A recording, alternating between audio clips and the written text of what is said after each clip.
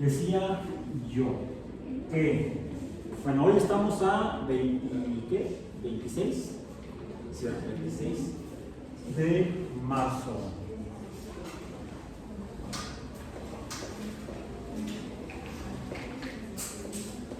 Del 2026, otro 26, en cálculo diferencial. No era un caso de las manchas azules del pizarrón, estoy usando bueno, hemos estado abordando diferentes temas en este curso, de acuerdo al programa de la UEA. Déjenme ver. Ay, es por eso que les decía que en el cálculo diferencial el programa está orientado, está enfocado hacia las diferenciales, que son las derivadas. Las ecuaciones que se plantean con base en derivadas son las ecuaciones diferenciales. Y no alcanza o no aborda el concepto matemático o el tema de las integrales. Lo voy a mencionar la próxima semana en las últimas sesiones que tengamos de clase, que es la próxima semana, la última semana del trimestre. Sí es importante que al menos tengan alguna noción, más allá de solamente el cálculo diferencial, lo que son las derivadas, hacia lo que son las integrales, o la integral de una función, porque me permití traer hoy este libro que se llama, aunque ya es viejito, el conocimiento sigue siendo necesario, además de mucho de lo que hay aquí es válido, Físico-química con aplicaciones a sistemas biológicos, Raymond Chang.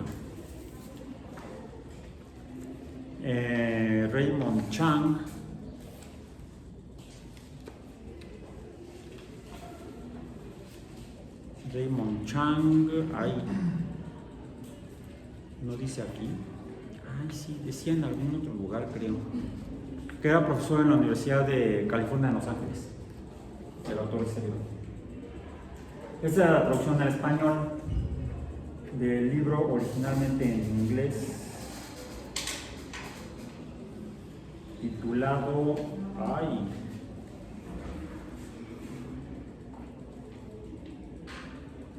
de repente las hojas como que se pegan. Aquí está. Dice, primera edición en español de la segunda edición en inglés. Physical Chemistry with Applications to Biological Systems. Este fue traducido por el químico Gustavo Garduño Sánchez, profesor de Química de la Facultad de Química de la UNAM. Y en este texto que aborda temas como vamos a ver el índice, el contenido, naturaleza de la fisicoquímica, unidades, fuerza, presión, energía, el mol químico, y luego los capítulos, leyes de los gases. Hace un momento estaba yo hablando del buceo. Para el buceo se tienen que entender las leyes de los gases, porque los gases que respiramos en el cilindro cuando buceamos se ven modificados a lo que se ven sujetos cuando entramos a una columna de agua y vamos sumergiéndonos a mayor profundidad, lo que provoca que aumente la presión alrededor de nosotros cuando nos hundimos cada vez a mayor profundidad, y esa presión modifica el comportamiento de los gases. Los gases de la atmósfera, que lo que se respira en el cilindro es aire atmosférico. Normalmente en el buceo estándar, en el buceo deportivo, en el buceo más común hoy en día, se respira aire atmosférico, no es oxígeno. No es como los tanques que se usan en los hospitales, lo que se llama como oxígeno medicinal, que es oxígeno altamente puro. O las atmósferas que originalmente respiraban en las naves espaciales, a los astronautas lo que respiraban adentro de sus naves espaciales era oxígeno prácticamente puro. Se le llamaban atmósferas o ambientes de oxígeno puro.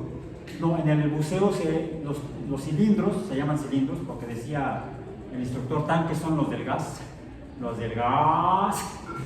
eran tanques, no. le llamamos cilindros. Los cilindros para buceo se llenan con aire atmosférico, pero para que sea suficiente la cantidad de aire para tener al menos una media hora debajo del agua a diferentes profundidades, se requiere que haya una cantidad de aire suficiente. Los cilindros no son muy grandes, tendrán unos, cuando mucho, 50 centímetros de alto. Hay algunos más largos, más grandes, de mayor capacidad, pero tienen como unos 25 o 30 centímetros de diámetro por 50 centímetros de altura. Hagan el cálculo, ¿cuál es el volumen? ¿Cuánto aire inhalamos y exhalamos en cada respiración de cada ciclo respiratorio normal? En la inhalación, ¿cuánto aire entra? ¿Cuánto aire sale? ¿Cuánto aire necesitaríamos para media hora? ¿Qué volumen de aire? Pues tendríamos que llevar casi un tanque de gas estacionario, de esos de las pipas que van por casi, estoy exagerando. Pero ¿cómo se logra tener aire suficiente, aire atmosférico, con un 20 y tantos % de oxígeno suficiente para estar media hora debajo del agua? Que son iguales a los tanques, vamos, en ese sentido son el mismo tipo de tanques que usan los bomberos. No hay mucha diferencia. Y pues los bomberos tienen que estar ahí metidos atendiendo los incendios y llevan sus equipos de respiración con aire atmosférico. No es oxígeno, no es oxígeno puro, sería peligrosísimo, es aire comprimido. Al comprimirlo se reduce el volumen de lo que sería originalmente un volumen mucho mayor de aire con oxígeno. Pero hay otro problema, es aire y nitrógeno, oxígeno y nitrógeno principalmente. Cuando lo inhalamos es porque necesitamos que llegue a nuestros tejidos, entra a los pulmones, de ahí a la tráquea, las traqueolas, los alveolos, y de ahí hay intercambio gaseoso entre los alveolos y los vasos capilares de los pulmonares. No, sí, es una especial y además no lo conozco.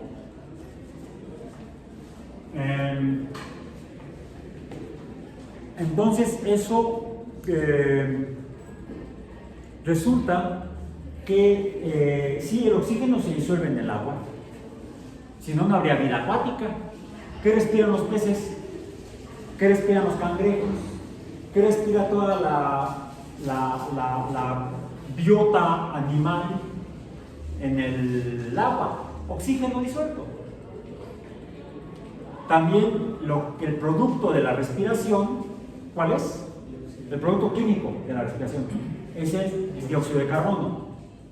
El producto directo de la respiración, como oxidación de los azúcares por el oxígeno, es el dióxido de carbono, que es la oxidación de cada carbono, de cada exosa con la cual nos nutrimos. De ahí de los polígonos que vienen en los alimentos. ¿Sí? Exceso de calorías, exceso de carbohidratos. ¿Sí es algo así? No, esto nada más dice 2 de ellos, pero no especifica cuáles son. ¿Tu bebida? Esta sí. ¿Qué dice? Dice exceso de calorías, azúcares y grasas saturadas. Ok. Azúcares como las exosas, en particular 2 de ellas, glucosa y fructosa, que normalmente son las que consumimos, por ejemplo, cuando la agregamos, es sacarosa. La sacarosa es una diosa, es un polisacárido, un disacárido, que tiene una unidad de glucosilo y una unidad de fructosilo, o sea, radicales de glucosa y fructosa. Esas son solubles en agua, se disuelven, las consumimos, se disuelven en la saliva. Ya ahí hay un primer cambio químico, que es a través de la tialina. Se rompe el enlace carbono-oxígeno-carbono, el enlace éter, que une a las 2 unidades de exosas. Entonces tenemos ya, ahora sí, el glucosilo y el fructosilo, y el glucosilo, la glucosa ya de hecho, disuelta, atraviesa la membrana celular, que no debiera, no podría, porque la membrana es lipídica. Ya hablamos de ella cuando hablamos de las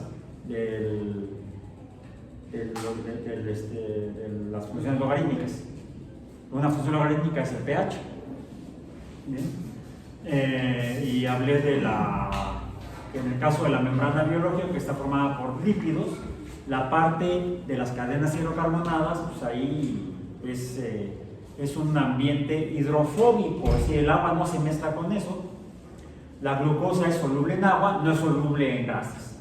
Hagan el experimento en casa. Tomen un poco de aceite de cocina cualquiera, o más extremo, de aceite para camión, digamos. Tomen no una cucharada, una pizca, unos cuantos cristales de azúcar, pónganlos donde está el aceite y vean, ahí me platican si logran disolverlos. Si logran disolverlos, entonces o los propongo para el premio Nobel o los quemo en leña verde por brujos, o andar haciendo brujería. Porque no son solubles en grasas, en lípidos, los azúcares. Eso es porque lo que es soluble en agua es porque tiene propiedades eléctricas, tiene cargas eléctricas netas, la neta que tienen carga positiva o negativa, o tienen cargas eléctricas parciales, le llamamos dipolos eléctricos. Eso lo van a estudiar en bioquímica, cuando estudien la bioquímica del agua y las propiedades de las físico-químicas de las biomoléculas. Bueno, entonces necesitamos que se disuelvan los azúcares en el agua, sí, por eso hay pasa a través de la membrana gracias a que hay unas moléculas transportadoras de azúcares. Si no, el azúcar no atravesaría la membrana. Y adentro de la célula, en el citoplasma, se oxida. Empieza el ciclo de la glucólisis. Eso ocurre hasta en las bacterias, que no respiran, sino que hacen fermentación. En los organismos eucariontes, donde hay mitocondrias, revisen cómo se formaron evolutivamente las mitocondrias y los cloroplastos por simbiosis. En las mitocondrias se lleva a cabo la respiración química, que es la oxidación de los carbonos de los azúcares que provienen de la glucosa, hasta cada carbono se oxida lo más posible, que significa que se le pegan átomos de oxígeno. ¿Cuántos se le pueden pegar? 2 por cada carbono, es lo máximo. Si se le pega uno, se forma monóxido de carbono. Si se le pegan 2, se forma dióxido de carbono, los cuales también son solubles en agua, debido a que el enlace carbono-oxígeno es polar eléctricamente. Al ser polar, tiene cargas eléctricas parciales y entonces se disuelve. Pero también el oxígeno solo molecular, el O2, debido a su configuración electrónica, que los electrones son cargas eléctricas negativas, se puede unir al agua a través de los hidrógenos que tienen cargas eléctricas positivas por atracción electrostática. Por eso sería bueno que llevaran física. Pero lo siento mucho, los que van a biología no van a llevar física, salvo biología experimental. Los que sí van a llevar física, me parece que son los que están inscritos en las actividades. Entonces, el oxígeno se une al agua por atracción electrostática y por eso es soluble en el agua. Y el nitrógeno, que está en la atmósfera, que también es como el oxígeno bimolecular, tiene una configuración electrónica muy parecida a la del oxígeno y por lo tanto tiene electrones disponibles para unirse electrostáticamente a moléculas de agua. El nitrógeno, el N2, también es soluble en agua. Pero su solubilidad depende de la presión. Y esto se revisa en este capítulo. Y lo que vemos aquí, en esta página, es cómo representamos de forma alfanumérica la integral de alguna función que describe cómo se comportan los gases en función de la presión. Entonces, si queremos entender esto, necesitamos manejar el cálculo integral, ya no solamente el cálculo diferencial. Bueno, esto es nada más para asustarlos un poco, no, al contrario, para que no se asusten y para recomendarles que si es posible y si les es necesario, más adelante se inscriban a cursos de cálculo diferencial. Salud. Déjenme buscar un capítulo en particular. Déjenme ver.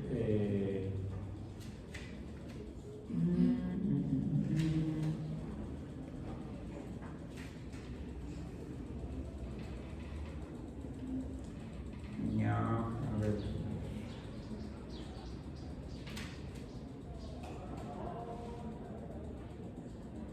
Se nota que es de fisicoquímica y no de biología o de bioquímica. Simetría molecular, fotoquímica y fotobiología, macromoléculas, espectroscopía, átomos y moléculas, fuerzas intermoleculares, mecánica cuántica, cinética enzimática. Esto es lo que estaba yo buscando. Página 475. 475. Uno de los capítulos que van a revisar, van a estudiar en su curso de bioquímica, es precisamente la transformación de las biomoléculas catalizadas por las proteínas llamadas enzimas. Bueno, aquí está, el capítulo 14, dice aquí, cinética enzimática. ¿Bien? Que por cierto, la cinética es el uso de los conceptos de del capítulo o de la parte fundacional de la física, que es la cinemática, la que funda Galileo al describir el movimiento, la caída de los cuerpos. Eso lo vimos también al principio del curso, para empezar a ver qué es importante, es necesario que usemos, que entendamos sobre todo lo que es la derivada, aunque en aquella ocasión la usamos para tratar de entender cómo se mueven los cuerpos, las cosas. Lo vimos en la caída libre, expliqué el plano inclinado de Galileo, que no era un plano, era una canaleta, y así la describió. E incluso hasta creo que vimos esta gráfica, ¿sí? La de una carrera de un atleta. Dice aquí, velocidad de atletas en la carrera de 100 metros planos, donde estamos en un sistema cartesiano, XY, graficando. Voy a reproducirlo acá en el pizarrón. La regla, acá tengo el timón. Tendríamos entonces un eje vertical, un eje horizontal, o así.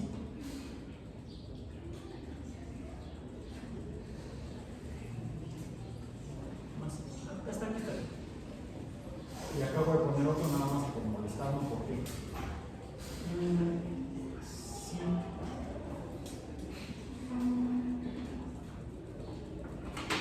Donde en lugar de X y Y tendríamos en realidad en el eje de X tendríamos que el tiempo. Dice aquí la gráfica, tiempo en segundos. Y aquí también, tiempo en segundos. Y aquí es posición. ¿Posición dónde? En la pista. Y esa la puedo poner como X. Y las unidades serían segundos. Y si medimos desde 0 hasta, pongamos, 100,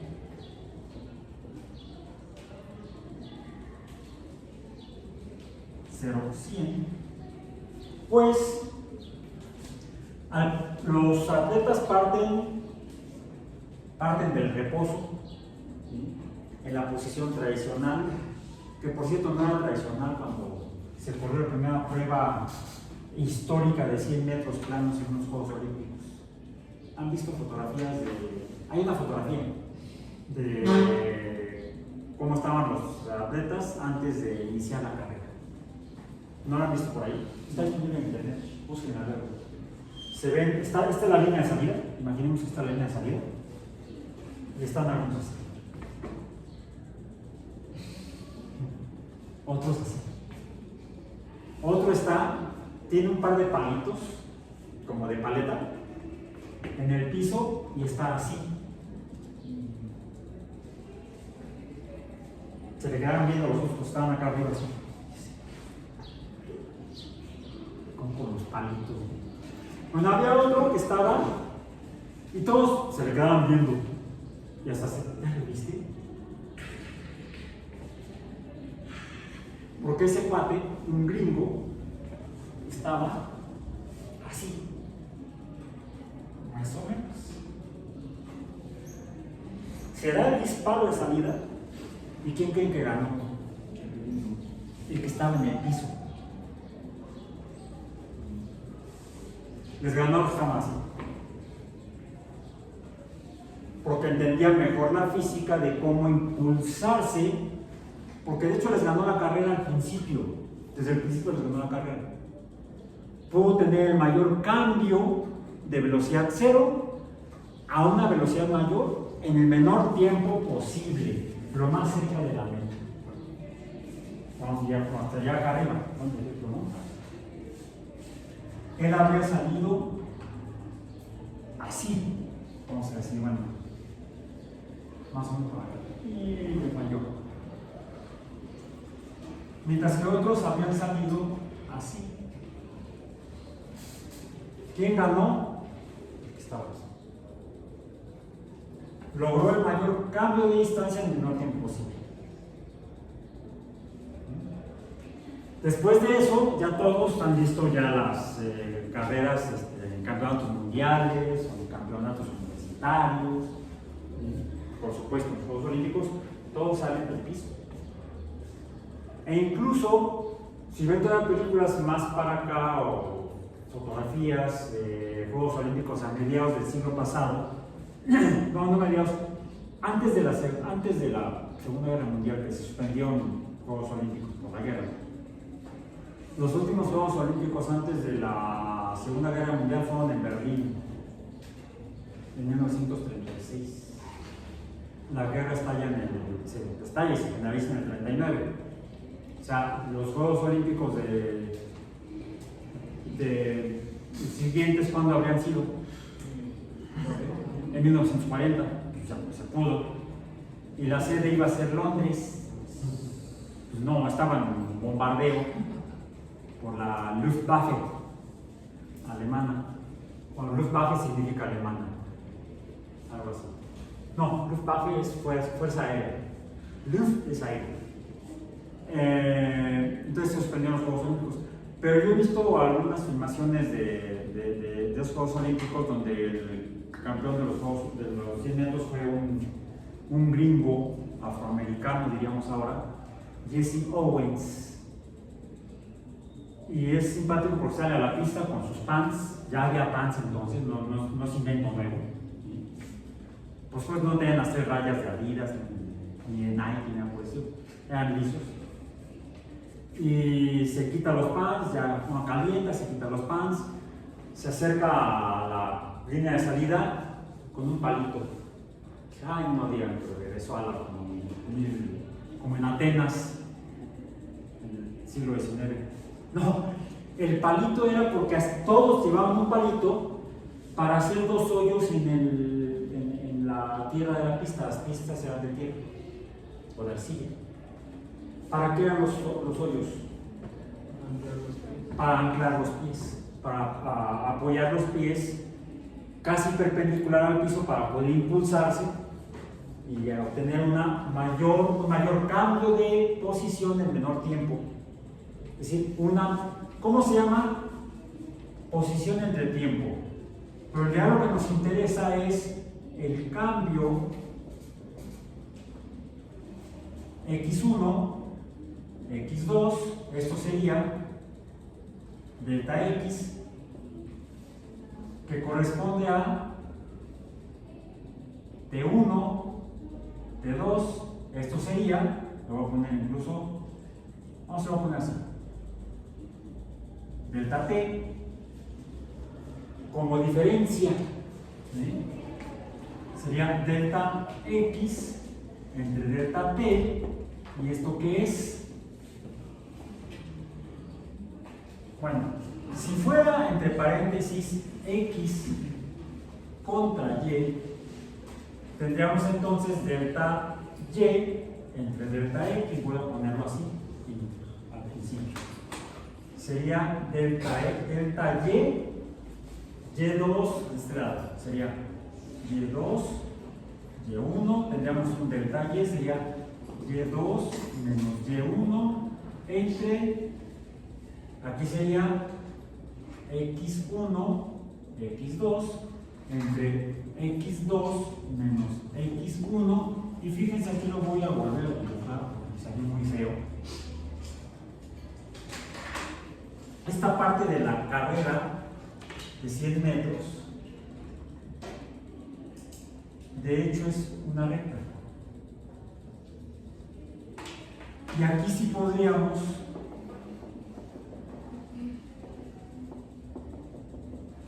tener delta, vamos a decir, delta x de nuestra carrera entre delta t. Aquí sí. Aquí sí. ¿Por qué? Sería y2 menos y1, y2 menos y1, este es el punto x1, x2, y2, y este es el punto x1, y1. Entonces, x2, x1, y2 menos y1 entre x2 menos x1. ¿Esto qué es para esta recta? La pendiente. No nos va a quedar pendiente, lo vamos a atender. O la inclinación, porque es una línea recta. En términos del fenómeno físico de la carrera atlética, ¿qué es? Sería la distancia recorrida, x2 menos x1, donde x es la distancia en la pista, entre el tiempo transcurrido, que sería t2 menos t1, y esto sí es delta x entre delta t desde el punto de vista físico. ¿Y esto qué es en física? No, antes de la velocidad. Cuando me quedo refieres a v minúscula, es la velocidad. V minúscula. ¿Sí? V minúscula, velocidad. Se define en física la velocidad como el cambio de posición en función del tiempo. ¿Por qué? Lo puedo poner yo también así.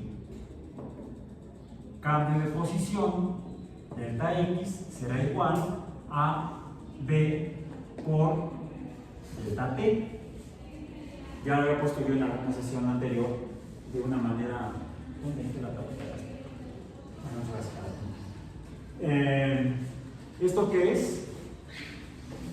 Y es igual a m x en la función general de la recta. Pero esto es para la parte en la cual los corredores ya no cambian su velocidad, la velocidad es constante, porque la pendiente es constante, es una recta. Pero al principio de la carrera, pues de entrada parte del reposo, la velocidad es 0. Delta x es 0, delta t es 0, velocidad 0. En el momento en que se pone en movimiento, pues cambia la posición y cambia el tiempo. ¿Cuál sería aquí, en esta parte, cuál sería delta x entre delta t? Pues sería x2, ¿cuál es? No sé, la que sea. x2 menos 0 metros, entre T2 menos 0 segundos. Por lo tanto, hay aquí una delta T, una velocidad inicial. Esta sería la velocidad inicial en el primer instante de tiempo. Y luego va aumentando la distancia conforme pasa el tiempo. Por eso es que, aunque no me quedó muy bien el dibujo ahí, si lo vemos en la gráfica, por cierto, esta la compartí en el... ¿Sí la compartí? Si no, luego se las comparto en el sitio. Vemos que es una curva. Diríamos matemáticamente que el inicio de la carrera de los 100 metros planos es no lineal. Por lo tanto, esta no puede ser la definición de velocidad. No en el primer tramo, antes de que los corredores vayan a una velocidad constante. Lo curioso es, fíjense, en el sentido, la carrera de 100 metros no tendría que durar 100 metros. Porque ya no cambia la velocidad de ninguno de los corredores. La carrera se define en los primeros 20 metros. Pasando los primeros 20 metros, ya todos van a su velocidad máxima posible. Lo que sí puede pasar es que en la práctica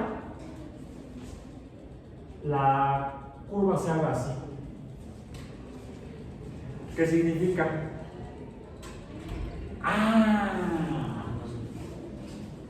Lo que necesito no es la gráfica de x contra t, sino la gráfica de x' contra t.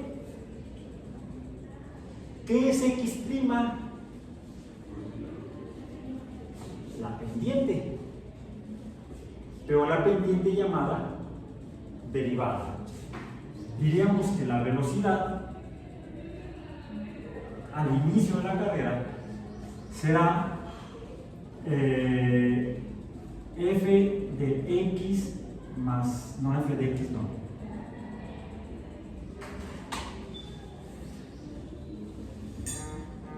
F de x, f de t. ¿Por qué f de t?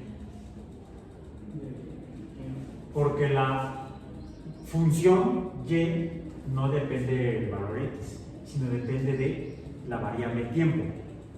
Entonces es f de t menos, no, f de t más h, f de t más h menos f de t entre, voy a poner T2 menos T1, donde delta T tiende a 0. En otras palabras, delta T, esto es igual a la H en nuestra ecuación de la definición de la derivada. Si se fijan, aquí yo escribí la parte alfanumérica de la definición matemática de la derivada, que es el límite cuando h tiende a 0 de f de x más h menos f de x entre h. Estoy usando el concepto de derivada para poder describir el fenómeno del movimiento de la carrera en los 100 metros planos de cualquier corredor. ¿Qué significa? Se cansó al final. ¿Sí? De hecho, hasta aquí, ¿qué sucede? Es más, aquí ya llegó a la meta, ya llegó a la línea de los 100 metros. Cambia su posición. Bueno, se siguió un poquito más. Ya llegó y está así. Ya no cambia su posición, X se mantiene constante. Lo que cambia es su ritmo cardíaco, el ritmo respiratorio.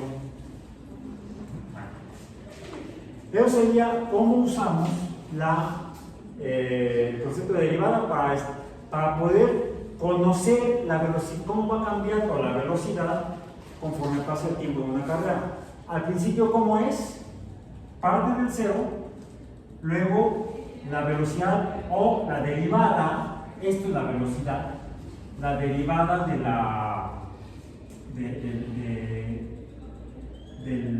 cambio de posición en función del tiempo parte de cero, pero muy rápido llega a un valor máximo y luego empieza a disminuir. Es algo así la derivada. Y cuando es constante,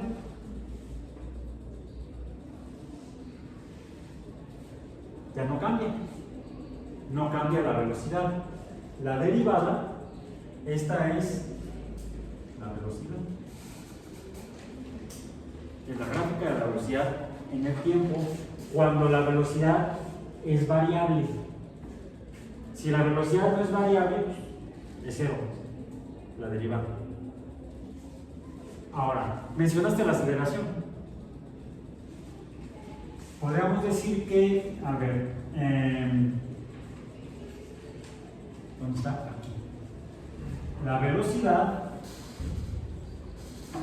la definimos entonces como la derivada en t de la posición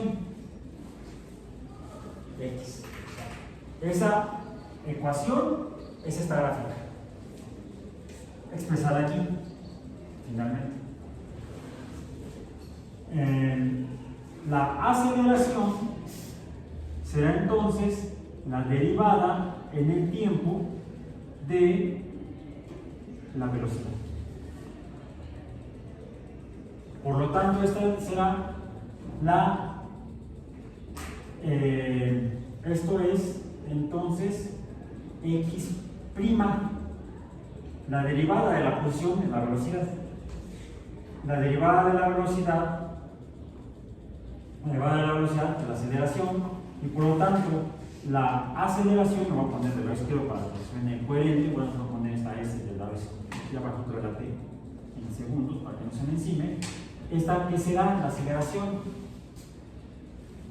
la segunda derivada de la posición en función del tiempo. La derivada de la posición en función del tiempo es la velocidad. La segunda derivada de la posición en función del tiempo es la aceleración. Esta es la aplicación tradicional que se menciona cuando algún matemático quiere aplicar el concepto de la derivada en algo práctico o pragmático de la gente. ¿De veras? ¿Quién de aquí ha corrido los 100 metros planos en alguna competencia? Más o menos organizada. Veo por todos en las clases de deportes de la primaria y la secundaria nos hicieron correr y terminamos. Pero, ¿quién ¿alguno de ustedes participó en alguna prueba atlética de ese tipo?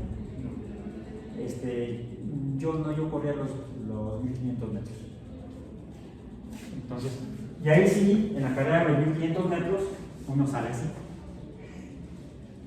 Porque ahí lo que importa no es tanto la velocidad inicial, sino lo que aguantes, e incluso al final, si pudiéramos hacer una gráfica de la carrera de los 1500 metros, pues imaginemos aquí si fueran 1500, la gráfica empezaría así.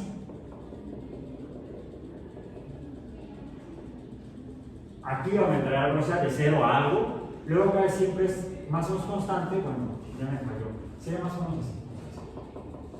Y al final lo que se busca es, al final aumentas tu velocidad, aumenta la inclinación, aumenta la pendiente, se le llama el sprint final. Es una carrera que se corre al revés de la de los 100 metros planos desde un punto de vista físico-matemático. Mientras que en las carreras como los 100 metros planos, los 200 metros planos, las que se conocen como de velocidad, la de 110 con vallas a donde vayas, tiene esta forma y esta sería su gráfica. En el caso de las carreras de resistencia o de fondo, sí partes del reposo, pero vas casi siempre a una velocidad que cambia poco en el tiempo. La pendiente sería poco, la derivada sería muy pequeña. Al final, la derivada es muy positiva, está por acá, ¿sí? vas, de hecho, desde prácticamente cero, luego aumenta hasta que llegas acá y luego baja otra vez a cero una vez que pasas la meta. Como vemos, las gráficas son diferentes. La gráfica de posición contra tiempo contra la velocidad contra tiempo, porque esta es la gráfica de la derivada de la posición, la velocidad. Pero vemos que ese, pues como que no nos hace mucho sentido porque no somos atletas, no hemos participado ni siquiera en deportes de competencia. ¿Han participado en la carrera aquí cada trimestre? ¿Sí? Bueno, esto también es bueno, es bueno para la salud, haciéndolo con cuidado. ¿Sí? Antes de ir a la carrera, inscribirse, vayan a servicios médicos que les hagan una revisión general. No queremos terminar con gente que la llevan luego en el carrito, en la ambulancia. Sí, se desvielan ahí. No, aquí les mostré en este libro, primero la importancia de también estudiar cálculo diferencial. Bueno, por el cálculo será realmente importante. Esto es cinemática.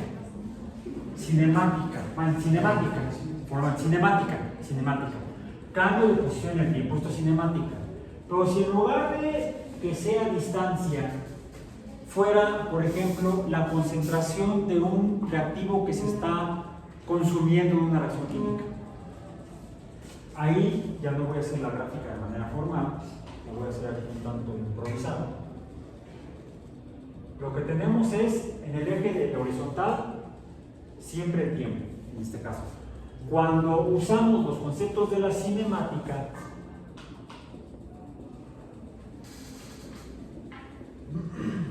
para, en lo que sería Y contra X, cartesiano, pusiéramos en X tiempo, otra vez, hoy en día, por eso otra vez va a ser cinemática.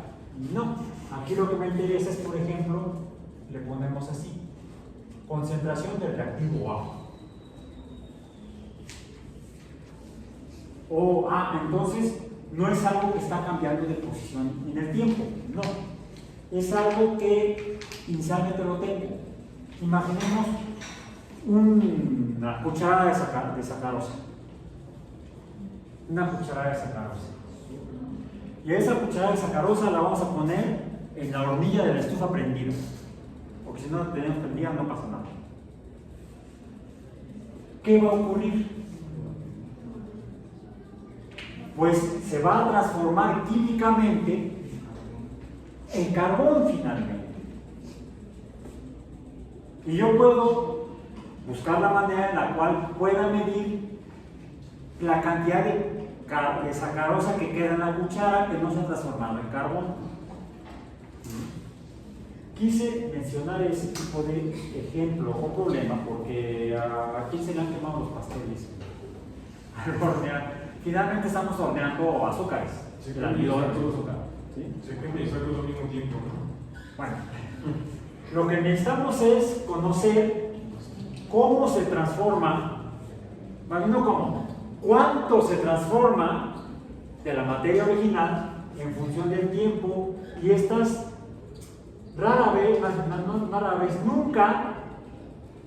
nunca son lineales. Bueno, se está transformando, se está consumiendo, diríamos. ¿Sí? ¿En qué se estaría transformando? Pues vamos a ponerle aquí, en el producto B, en CO2, o en carbón, vamos a decir en carbón. En realidad, el problema es una razón que parece tan simple, en realidad no lo es. Porque se transformaría por lo menos en dos compuestos químicos. Si la combustión es completa, en CO2. Si no es completa, en carbono. Si es menos completa, en otros compuestos orgánicos o de carbono, variantes diferentes. Vayámonos al CO2. Bueno, este sería carbono, vamos a hacer el azúcar y esto sería dióxido de carbono. Bueno, ¿en qué se está transformando el azúcar? Pues el dióxido de carbono, uno pensaría, pues la gráfica es así, tampoco. Normalmente estas gráficas son así. O sea, no lineales. se empieza a transformar más rápidamente la cantidad de sacarosa y cada vez es menos la cantidad que se transforma en función del tiempo. Y la transformación de este producto pues es la curva espejo, vamos a decir. Esto es casi genérico para muchas reacciones químicas.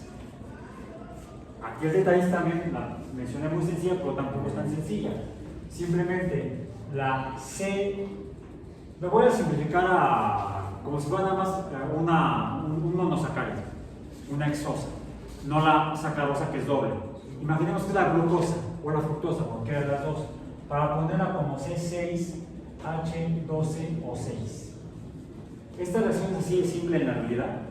No. ¿Qué necesitamos? O2. ¿Y qué se produce?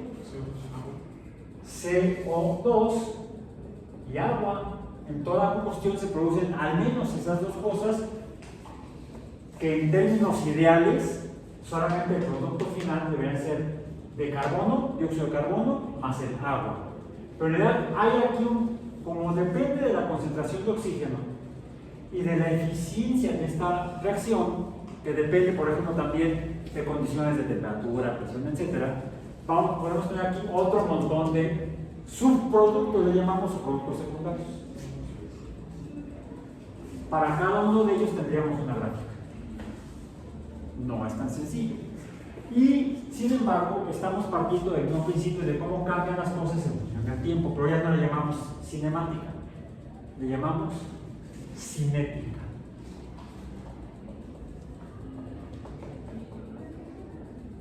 Y a lo que se trata en este caso de reacciones químicas es cinética química. A veces lo que nos interesa son las reacciones químicas que ocurren entre los organismos y que son catalizadas por unas proteínas llamadas enzimas. Entonces hablamos de cinética enzimática, que es la que se describe en este capítulo.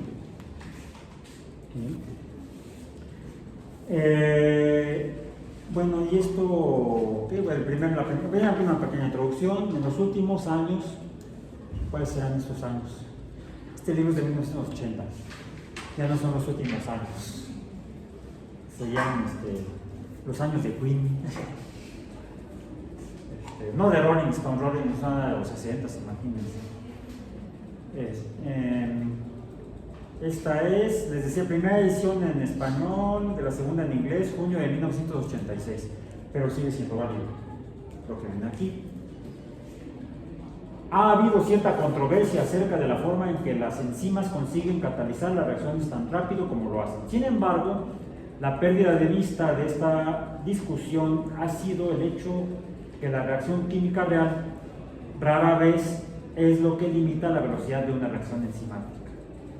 Ahora, y van a estudiar en sus cursos de bioquímica para analizar las reacciones que se parecen a esto, a las líneas continuas, las reacciones de cómo se transforman los sustratos catalizados por las enzimas.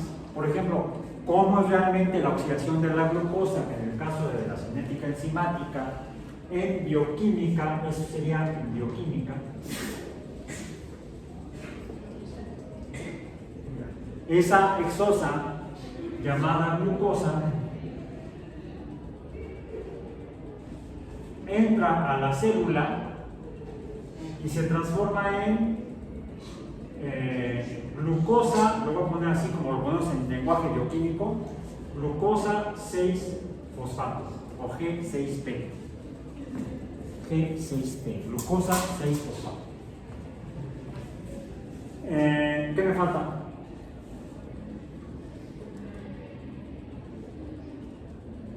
Pues no es magia.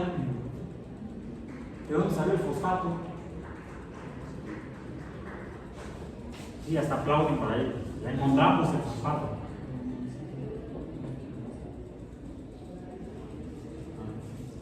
Del ATP, de la Asociación de Tenistas Profesionales.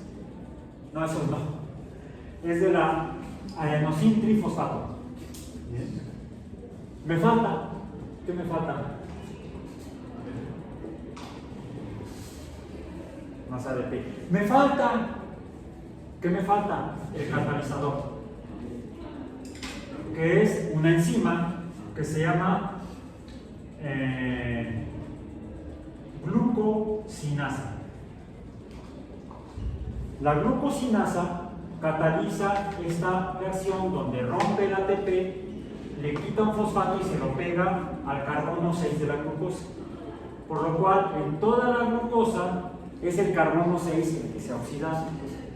Y de aquí que sigue la glucosa 6-fosfato, esta reacciona con otro ATP, aquí tiene un cambio en el que se transforma en fructosa 6-fosfato. Y aquí lo que cambia, es decir, cambia su forma, cambia su estructura, y eso implica una oxidación, cambio de estructura del carbono aldehídico al carbono, transforma de aldehído a acetona, de aldehído a acetona. Las cetonas están más oxidadas que los aldehídos, pues son reacciones de oxidación. Aquí el carbono 6 se oxida porque se le pega el fosfato, que el fosfato es O negativo y el anión fosfato como tal, O negativo. O sea, si esto se le pega a cualquier molécula, le va a quitar electrones por la alta letalidad del oxígeno. Pues que el carbono 6 al que se le pega se oxida. Digamos que aquí tendríamos un enlace de tipo éter aquí, aunque la presencia de esto se llama más bien un éster. No lo cambiar la posición mejor. Puede serlo acá. Aquí le pongo la carga negativa y aquí lo que tengo es el glucosilo. Ahí está el glucosilo. O sea, la glucosa 6 fosfato. El carbono está pegado al oxígeno, el oxígeno lo está jalando a los electrones, por eso está oxidado. Aquí lo que tenemos es la transformación de una molécula tipo aldehído a una molécula tipo cetona, y son isómeros, o sea, son compuestos de la misma fórmula condensada, pero su estructura es diferente. Por eso la enzima se llama glucosa isomerasa. Bueno, se ha estudiado estas reacciones en función del tiempo. Cuando, aquí dice, cinética de Michaelis-Menten, en 1913 Michaelis y Menten propusieron una teoría para explicar la dependencia de la velocidad inicial de la concentración. ¿Será cierto? ¿Y qué es lo que hay aquí? Aquí hay una gráfica donde se ve que es no lineal, ¿sí? Como aquello. Y luego, ¿qué tenemos acá? A ver, ¿qué es? No, pero ¿qué es lo que? Matemáticamente, ¿qué es esto? Sí, pero ¿qué letras ves ahí? Que están ahí en el pizarrón también. Es la derivada en función del tiempo. ¿La derivada de qué? ¿Del producto o del sustrato? Porque son finalmente dos curvas. Podemos ser la derivada de la curva del reactivo, del sustrato, o la derivada del producto formado a través de la reacción química, de la reacción enzimática. Y sí, efectivamente, es tan antiguo como 1913. Aquí tengo, y se los compartí el artículo completo, un artículo de 32 páginas,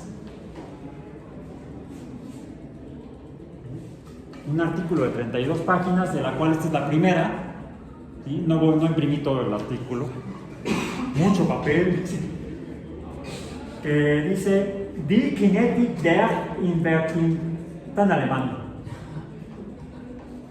von Tendría que ser Michaelis und Miss Maud Menten. No sea Miss. Von Michaelis und Freud, la señora, Freud Maud Menten. Era un bioquímico y una bioquímica. Bioquímico Michaelis y Maud Menten. Recibido el 4 de febrero de 1913 por la casa editorial donde se publicó este artículo. Pero esta es la traducción al inglés, afortunadamente ya es más comprensible. Si no entendemos el alemán y medio le hacemos al inglés, aunque sea tipo acapulqueño, pues lo podemos leer. Dice aquí, la cinética de la enzima, de la acción enzimática, ha sido estudiada usando la reacción de la invertasa debido a que bla bla bla bla bla. Y lo que vemos en la página 11 del artículo traducido al inglés, ¿qué vemos? Funciones no lineales. Se dibuja una función no lineal. Aquí está. El artículo completo en inglés está disponible en el sitio para que le echen un vistazo. ¿Y qué hay abajo? Pues una ecuación que parece simplemente una función racional, ¿sí? Donde la S representa la concentración del sustrato, la concentración del reactivo, en este caso la glucosa, que estaría uniéndose a la enzima glucosa sinasa para la primera reacción, sería ese el caso, y la B representa la velocidad de la reacción, o sea, la velocidad, igual que aquí, la velocidad depende, la velocidad, que sería esta, está en función de un cociente, en función del tiempo. Aquí hace una manipulación experimental para hacer los primeros análisis del cambio de los productos en las reacciones bioquímicas. Pero se dan cuenta que finalmente, en la página, esto fue en la página 11, en la página 12, ¿qué es lo que vemos abajo? Otra vez, ¿qué dice? A ver, léelo, en matemático. Sí, está. La derivada de B en ds. O sea, fíjense cómo, por cuestiones prácticas de cómo se manejan los fenómenos biológicos, se encuentran que pueden interpretar la cinética, es decir, cómo cambian en función del tiempo, cómo cambian en el tiempo los reactivos que son transformados por las enzimas en los organismos, porque encuentran que la relación no solamente está en función del tiempo, sino que la velocidad, además está en función del tiempo, depende de la concentración del reactivo, de la concentración del sustrato, de la concentración de la glucosa, por ejemplo. Por eso es que si tienes un exceso de glucosa tu bebida o tu alimento, la velocidad con la cual se va a metabolizar va a ser diferente. Plantea la ecuación, la derivada, que es dB en ds. La velocidad depende de la concentración. Quiere decir que si me saco un pastelote, ¿cómo iba la canción aquella? Pero papaito, es que no me gusta sopa de lentejas ni frijol. Quiero un pedacito ya que el pastelote de limón, algo así decía la canción de si toma tu sopa y cuando comas no suene la boca. Y luego es cuando es el papá elefante. Búsquenla, no la he buscado yo en internet, está en YouTube. Bueno, hay otros fenómenos importantes biológicos. Este lo vamos a estudiar todos llaman bioquímica. Pero por ejemplo, para fechar los fósiles se usa la velocidad de decaimiento radioactivo de los elementos más pesados que componen a los minerales de los cuales están formados los fósiles, cuando son muy antiguos y ya no tienen carbono, o de restos biológicos antiguos hasta algunas decenas de miles de años que tienen diferentes concentraciones de diferentes átomos de carbono, todos número atómico 12, número atómico 6, masa atómica Si el número atómico es 6, a ver, el carbono, número atómico 6, carbono 6. ¿Cuál es su masa atómica? Ya la dije. 12.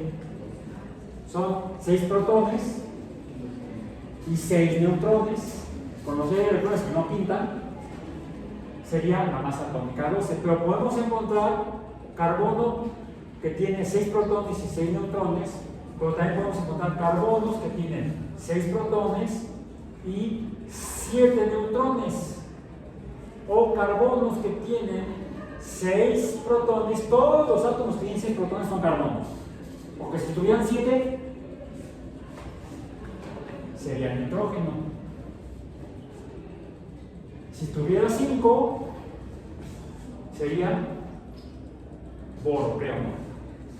Revisen eso, ese elemento es un.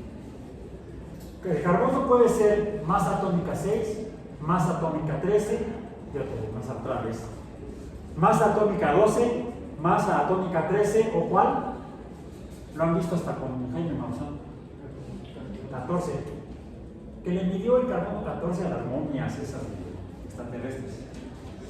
Dicen que eran momias y extraterrestres, la verdad que sabe. Bueno, ¿qué sucede? Los núcleos de los átomos de carbono más pesados que el carbono 12 se conocen como isótopos, o más bien hay 3 isótopos, 2 más pesados y el natural, y estos se van transformando químicamente en función, se llama decaimiento, vamos a ponerle D. Esto está en función del tiempo,